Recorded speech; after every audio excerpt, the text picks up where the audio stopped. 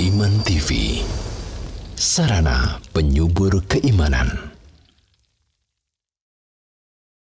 Bismillahirrahmanirrahim. Assalamualaikum warahmatullahi wabarakatuh.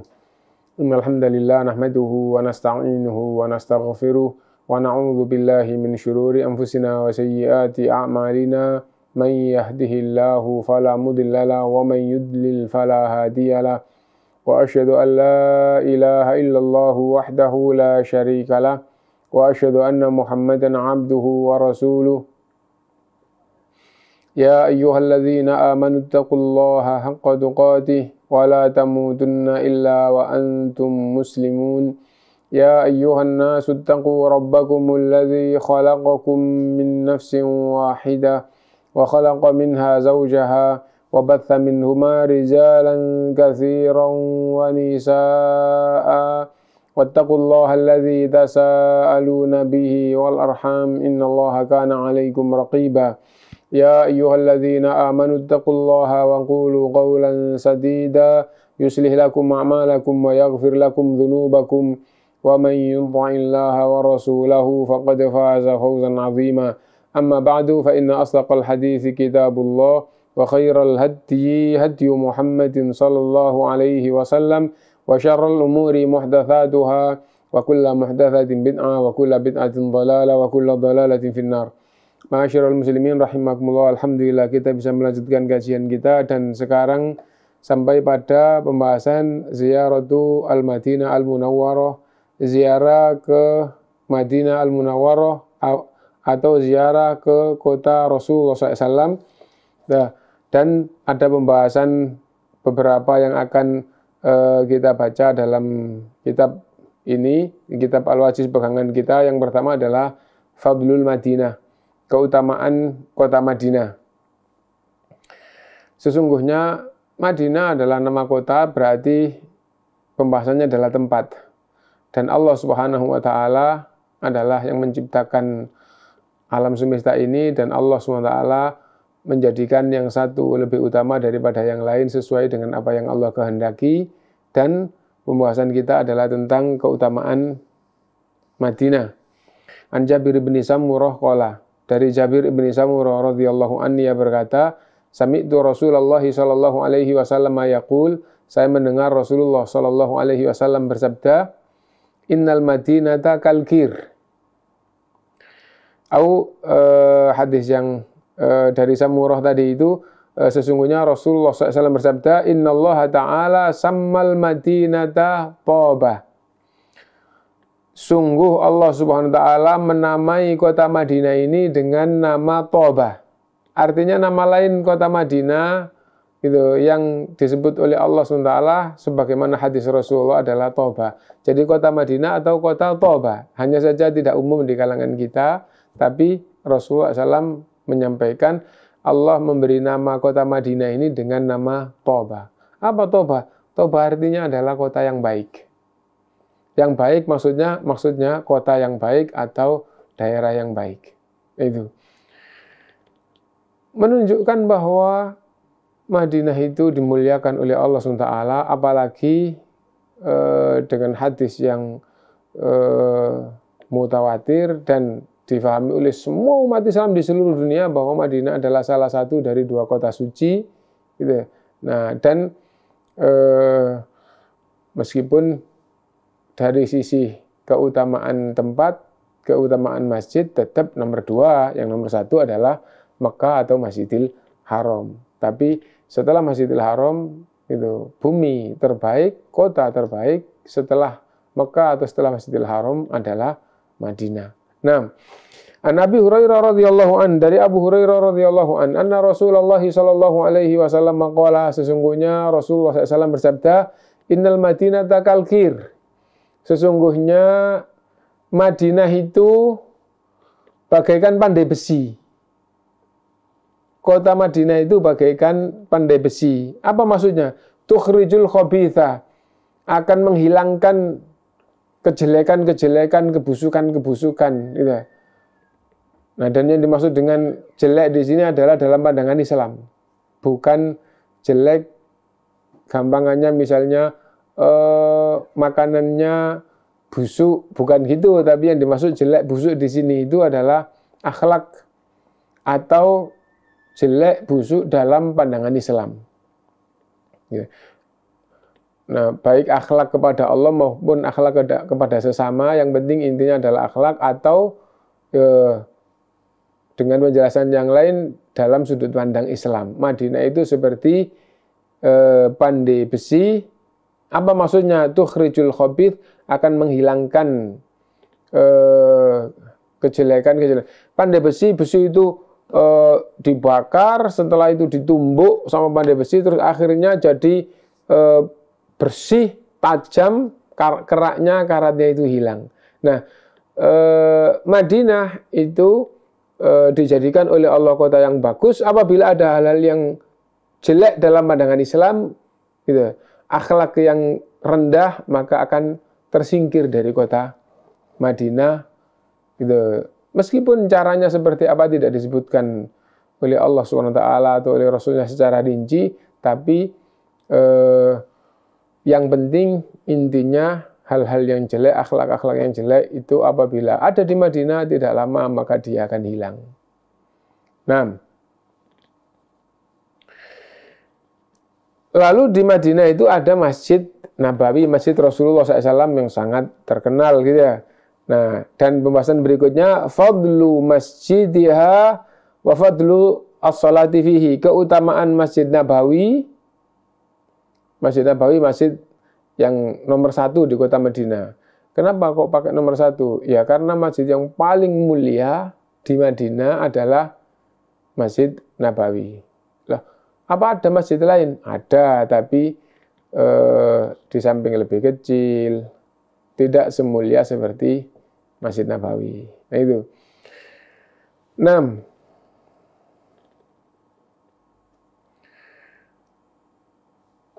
Fadlu masjidiha wa fadlu sholati fi, keutamaan Masjid Nabawi dan keutamaan sholat di Masjid Nabawi. An Abi Hurairah radhiyallahu an, dari Abu Hurairah radhiyallahu an.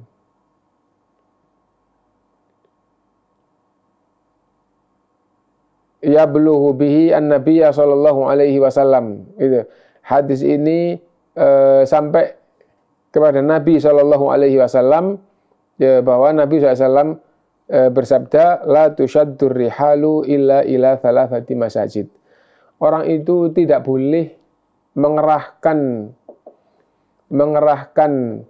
kemampuan untuk plesir, untuk rihlah. Tidak boleh orang itu mengerahkan kesungguhan, mengerahkan kemampuan untuk bepergian atau untuk rihlah atau untuk safar illa ila thalathati masajid, kecuali menuju ke 3 masjid. Maksudnya larangan bepergian di sini adalah bepergian untuk ibadah. Bepergian secara syar'i, bepergian untuk ibadah, tidak boleh orang Islam mengerahkan kemampuan. Mengerahkan kemampuan itu apa? Misalnya tempatnya jauh, sehingga menuju ke sana itu butuh tenaga. Kalau orang itu sakit-sakitan tidak bisa ke sana. Nah, gampangnya begitu. Karena butuh mujahadah gitu. Atau misalnya orangnya tidak punya kekuatan fisik, tapi kan misalnya ada roda, ada bala, nanti kan ada yang dorong. Atau butuh biaya, itu semua jadi mengerahkan kemampuan. Gampangnya adalah kekuatan fisik atau biaya yang digunakan untuk fasilitas menuju ke perjalanan ini. Nah, itu yang dimaksud dengan mengerahkan kemampuan. Lalu itu dilarang, la tusyaddur rihalu, dilarang mengerahkan kemampuan untuk safar, untuk rihlah, untuk bepergian. Ulama ahlu sunnah menjelaskan yang dimaksud adalah rihlah ibadah. Yang dimaksud rihlah ibadah. Rihlah ibadah itu apa? Bepergian untuk ibadah. Mau pergi ke mana? Mau pergi ke misalnya dari Surabaya, ya, kita di Indonesia, mau pergi ke mana? Pergi ke Masjid Istiqlal. Ada perlu apa? Gitu. Misalnya iktikaf, gitu aja. Iktikaf Nggak ada sisi lain, enggak ya iktikaf mau iktikaf di sana. Itu tidak boleh di dalam Islam. Tidak boleh. Kenapa? Sini ke Jakarta itu sudah pasti rihlah, ya, sudah pasti safar, gitu. Safar yang tujuannya adalah semata-mata ibadah mahdho. Ibadah mahdho itu apa? Ibadah mahdho itu ya murni pengabdian hamba kepada Allah. Ya kayak sholat, itu namanya ibadah mahdho. Gitu. Baca Quran, itu ibadah mahdho. Ya. Baca Quran, ibadah mahdho. Iktikaf, ibadah mahdho. Puasa, ibadah mahdho. Nah, ibadah yang nggak ada kaitannya dengan orang lain, nggak ada kaitannya dengan urusan dunia, kaitannya adalah pengabdian dirinya hanya kepada Allah. Nah, itu disebut dengan ibadah. Tidak boleh mengerahkan kemampuan untuk rihlah ibadah kecuali ketiga tempat. Diperhatikan ya. Kenapa? Karena kalau orang itu tidak punya prinsip kembali kepada Quran dan Sunnah di dalam beragama, maka akan banyak penyimpangan di dalam beragama. Kembali, saya ungkap kembali. Kalau tidak punya prinsip dalam beragama, yaitu beragama kembali kepada Quran dan Sunnah, maka akan banyak penyimpangan nanti di dalam beragama. Karena itu yang nomor satu, kita harus punya prinsip, kita harus beragama kembali kepada Quran dan Sunnah. Nah, kalau sudah punya prinsip kayak gitu, ada ayat kayak apa, itu pegangan kita. Ada hadis kayak apa, itu pegangan kita. Menyimpang dari ayat, itu kesesatan. Menyimpang dari hadis, itu kesesatan. Nah, di dalam hal ini, tidak boleh rihlah atau safar ibadah. Ibadah tadi sudah kita pahami, ibadah mahdho maksudnya apa? Maksudnya murni semata-mata pengabdian hamba kepada Allah. Tidak boleh rihlah ibadah kecuali ketiga masjid.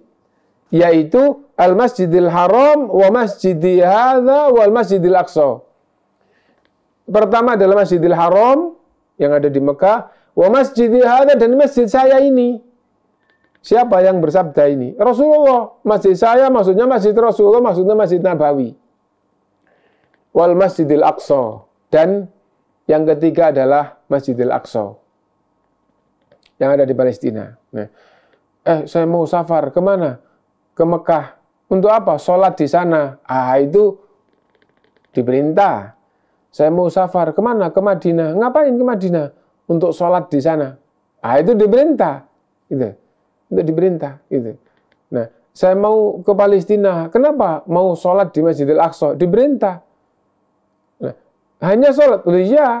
Lah nanti kalau ada kesenangan-kesenangan atau ada sampingan-sampingan, boleh-boleh aja.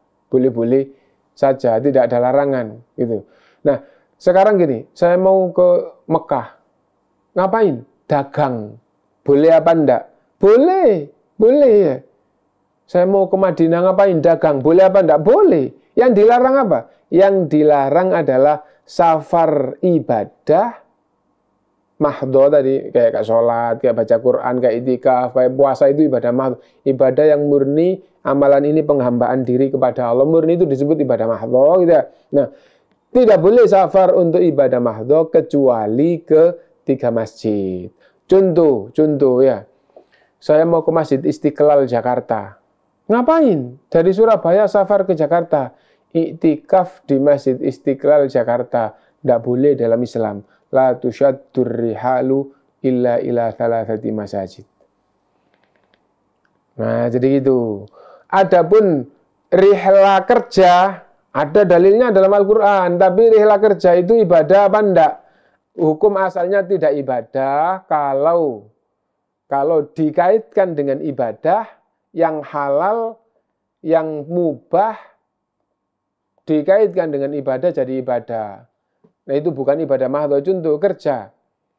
Kerja itu halal atau haram. Hukum asal kerja adalah halal. Apabila kerjaannya tidak haram, maka kerja itu halal. Nah, dan kerja itu hukum asalnya bukan ibadah. Kalau dikaitkan ibadah, kenapa kok kerja? Karena dengan kerja ini bisa memberi nafkah anak istri, dan memberi nafkah anak istri itu wajib. Nah, maka kerja hukumnya jadi ibadah. Nah, jadi kayak gitu. Nah, bukan itu yang dimaksud apa? Karena itu kan bukan ibadah mahdhah. Nah, itu bahkan hukum asalnya bukan ibadah. Sebagaimana makan. Makan itu hukum asalnya tidak ibadah, gitu. Makan adalah hukum asalnya mubah, bukan maksiat dan bukan ibadah, akan menjadi maksiat apabila digunakan sarana maksiat, akan jadi ibadah jika makan itu digunakan untuk sarana ibadah. Nah, dikaitkan dengan apa makannya? Kalau makannya hanya, lapar, kepingin makan, nggak dosa, juga nggak pahala. Nah, safar kemana? Ke Jepang, ke Mekah. Untuk apa? Dagang sama saja, nggak ada keutamaannya. Kenapa? Belum dikaitkan dengan ibadah, belum dikaitkan dengan agama, baru semata-mata urusan dunia. Boleh apa enggak? Boleh. Nanti jadi pahala kalau dikaitkan dengan ibadah, nanti jadi haram kalau safar yang boleh itu dikaitkan dengan maksiat. Kembali ya. Jadi yang tidak boleh itu justru safar ibadah kalau tidak ke 3 masjid. Contoh lagi, saya mau ke Andalus, namanya sekarang Spanyol. Kenapa? Ada masjid terbesar dalam sejarah, gitu, yang sekarang katanya berubah. Ngapain di sana? Mau sholat di sana. Tujuan ke sana dalam rangka apa? Sholat di sana. Haram. La tusyaddur rihalu illa ila thalathati masajid. Gitu. Nah, jadi kayak gitu. Misalnya begini, di Mesir itu ada masjid, atau di Irak atau di Iran atau ada masjid, di sana ada peninggalannya sahabat ini, gitu ya. Nah, ngapain berangkat ke sana? Tujuannya berangkat ke masjid Mesir atau ke masjid Irak atau ke masjid ini, tujuannya adalah untuk sholat di masjid itu. Haram. La tusyaddur rihalu illa ila thalathati masajid. Tidak boleh rihla, tidak boleh safar ibadah kecuali ke 3 masjid. Nah, itu. Lah, menunjukkan bahwa Allah mengistimewakan 3 masjid, yaitu Masjidil Haram, Masjid Nabawi, dan Masjidil Aqsa. Dan kaitannya dengan bab kita, ini berarti salah satu dari keistimewaan Masjid Nabawi yang ada di Madinah. Masjid Nabawi di Madinah. 6. La tusyaddur rihalu illa ila thalathati masajid, masjidi hadza wa Masjidil Haram wa Masjidil Aqsa. 6. Misalnya ada orang Kalimantan, gitu, atau ada orang Sulawesi, mau kemana? Mau ke Surabaya untuk sholat di Masjid Surabaya. Jadi safarnya ke Surabaya itu niatnya untuk apa? Untuk sholat di Masjid Surabaya. Haram. Ya, Anda beragama dengan agama Rasulullah atau beragama dengan agamanya siapa? Kalau beragama dengan agamanya Rasulullah, Rasulullah SAW bersabda, la tusyaddur rihalu illa ila thalathati masajid. Tidak boleh safar ibadah kecuali ke 3 masjid. Nah, itu. Adapun apabila Anda datang ke Surabaya itu untuk dagang, atau untuk mengunjungi kakek nenek, atau untuk mengunjungi anak, atau untuk ke kampus, setelah itu nanti di Surabaya ya sholat di masjid. Nah, mana yang saya suka? Nah, itu berarti safarnya ke Surabaya bukan dalam rangka safar ibadah mahdhah. Maka kembali ke hukum safar biasa. Rekreasi bagaimana? Rekreasi. Wisata. Wah, saya mau wisata ke kota ini, ke negeri ini, ke apa? Nah, hukum asal wisata itu boleh. Jadi haram apabila ada dalil yang nanti karena safarnya terjerumus pada yang haram. Misal gitu. Safar ke pantai, boleh apa enggak? Hukum asal boleh. Jadi rekreasi ke pantai. Boleh apa enggak? Hukum asal boleh. Nah, loh, pantainya itu jadi tempat wisata, nanti turis-turis dari barat telanjang atau hanya pakai cawet saja, pakai celana dalam tok, misalnya itu perempuan laki campur. Nah, menjadi haram karena ada dalil larangan yang berkaitan dengan itu. Tapi seandainya tidak kayak gitu, safar atau rekreasi ke pantai boleh-boleh saja. Nah, asalnya boleh jadi haram karena ada masalah yang haram. Nah, jadi itu. Nah, wa anhu, dan juga dari Abu Hurairah radhiyallahu anhu qala Rasulullah sallallahu alaihi wasallam, salatun fi masjidi hadza khairun min alfi salatin fi ghairihi minal masajid illa al masjidil haram. Salat sekali di masjid saya ini, salat sekali di masjid saya ini, yang bersabda adalah Rasulullah. Masjid saya masjidnya Rasulullah. Nah, yang dimaksud adalah Masjid Nabawi. Inda jumhuril ulama. Kok pakai gitu? Ya ada, barangkali kok ada yang nanti membaca bukunya ulama. Loh, kok ada yang berpendapat masjid saya itu Masjid Kuba.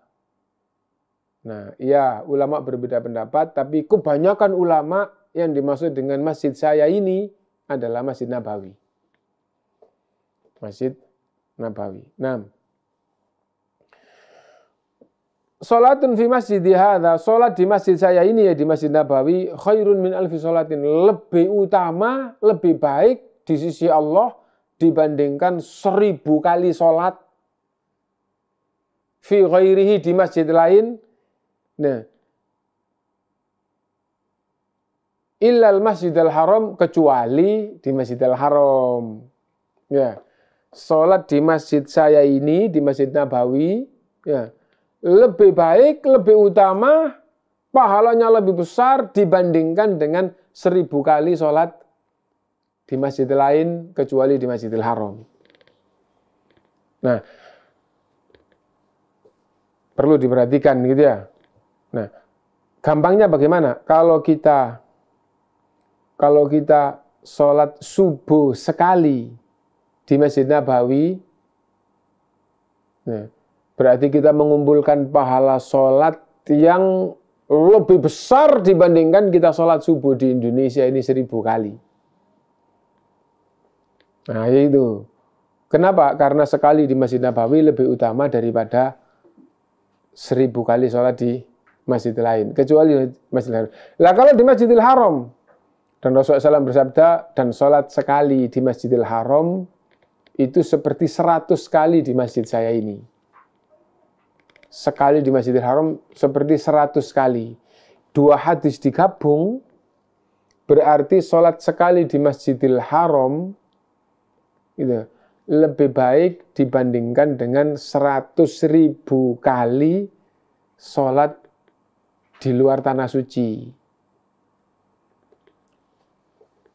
Subhanallah, Maha Suci Allah dari segala kekurangan, kesalahan, dan kejelekan. Gitu. Dan Allah Maha Pengasih, Maha Penyayang. Kenapa? Hambanya yang berangkat ke Masjidil Haram, sholat sekali akan diberi pahala seperti sholat 100.000 kali di negerinya, kalau negerinya bukan tanah suci. Lah, bapak-bapak, ibu-ibu rahimakumullah, 100.000 kali itu berapa? Lebih dari 273 tahun.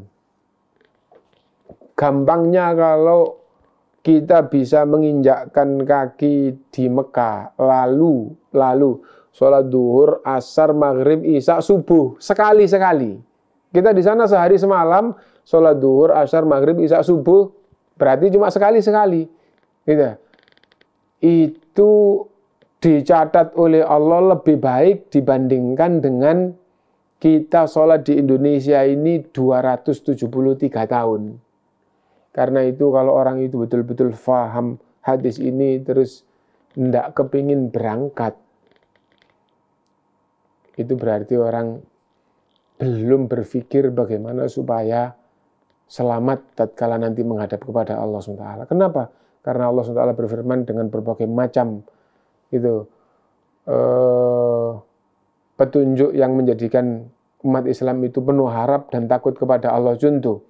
Faman thaqulat mawazinuhu fahuwa fi 'ishatir radiyah. Wa amma man khaffat mawazinuhu fa ummuhu hawiyah wa ma adraka ma hiya narun hamiyah. Siapa yang timbangan amalnya berat, maka dia nanti di hari kiamat akan berada dalam kehidupan yang menyenangkan, yaitu surga. Lah kalau sholat sekali di sana sama dengan 273 tahun di Indonesia.